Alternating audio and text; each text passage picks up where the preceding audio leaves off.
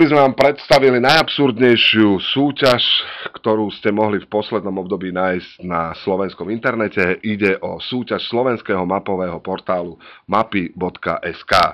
Tá súťaž je absurdná predovšetkým tým, že vo finále je jej víťazom najväčšia konkurencia portálu Mapy.sk. Myslíme teraz portál Kompas.sk, ktorý patrí pod Zoznam. Prečo je to absurdné a prečo sa víťazom stala konkurencia? Už jednoducho preto, že princípom tejto súťaže, ako väčšiny promosúťaží, je ten fakt, že sa snažíte prilákať čo najviac zákazníkov, ktorí používajú váš produkt a vy chcete ukázať, ako ten produkt fantasticky funguje. To, čo sa podarilo Mapám.sk, je, že prilákali na svoju stránku strašne veľa potenciálnych návštevníkov a ukázali im, ako ich vlastný produkt, teda Mapy.sk, vôbec nefunguje. Prečo? No, ak si napríklad zadáte do vyhľadávača miesto, ku ktorému smeruje dnešná indícia, konkrétne Aquapark Tatralandia, tak zistíte, že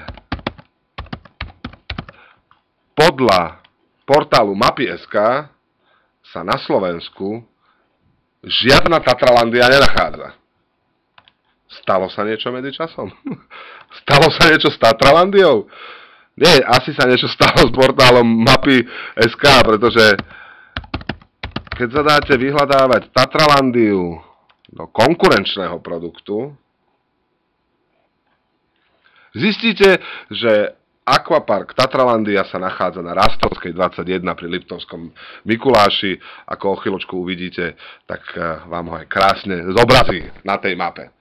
Keby sa to stalo raz, no tak chybička sa môže vlúdiť, ale pre všetkých, ktorí sa zapojili do tejto hry dlhodobo a snažili sa v rámci portálu Mapy.sk hľadať napríklad Oravský hrad, alebo Budatínsky zámok, alebo železničnú stanicu Petržalka, tak všetci títo ľudia zistili, že ani jeden z týchto objektov pomocou portálu Mapy.sk nenájdu. Takže im nezostáva nič iné, len aby využili konkurenčný portál, čiže mapy.zoznam.sk alebo teda Kompas.sk.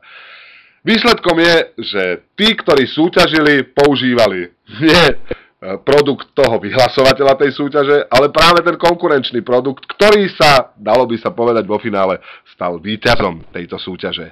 Aké z toho plyne poučenie? Nepoužívajte Mapy.sk, ale používajte mapy.zoznam.sk.